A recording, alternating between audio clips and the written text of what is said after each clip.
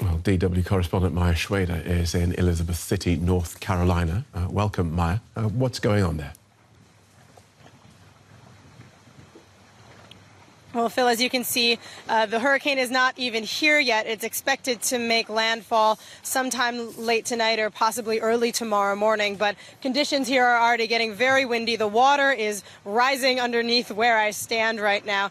People are starting to batten down the hatches a little bit, although life is still going on in the town around us. We saw one street in the downtown area that was starting to board itself up, but there are still shops open. There's still people driving around living their lives. And what we heard from several residents here in Elizabeth City is that the local government has really not given them any heads up, any warnings, any advice on where to go, what to do. They haven't planned any evacuation routes should they need to get out of town. Now, this area of the U.S. is expected to be missed a little bit by the hurricane. It's turning further south, but as you can see, it's already rather windy in here, and they are expecting a significant rise in the water and gusts of wind up to 50 miles per hour.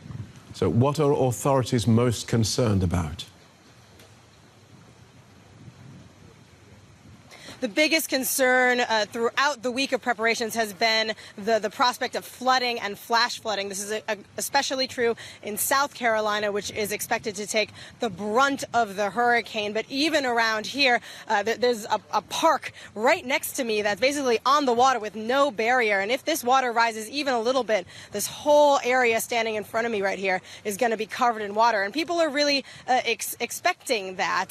There really hasn't been much warning over what people should do, where they should put their cars. Now, up in Virginia, where we've also spent some time, officials there have been a little more communicative with their population. There have been press conferences, there have been alerts, there have been municipal sandbag areas where people can come prepare their houses for the rain, although Virginia is now expected to be almost completely missed by the hurricane. But so for officials in South Carolina, the biggest prospect is flooding, especially because the hurricane is expected to stall out when it hits land and just dump all of its water right where it hits on the coast.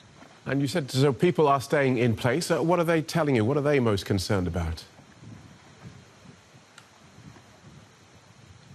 People are most concerned about their houses and, of course, of this prospect of flooding. Now, we spoke with one official in Virginia last night who said they're doing their best to get the word out and to go collect people who maybe don't have the ability to get to a shelter if they want to, people who are elderly, people who are disabled, people who maybe don't know where the shelters are. They're doing their best to reach out, to send buses out to pick those people up and bring them to safety further inland. People here seem to be calm and collected. They've been through hurricanes before, although they've never faced one quite of this magnitude so full on. Maya Schwader in North Carolina, thank you.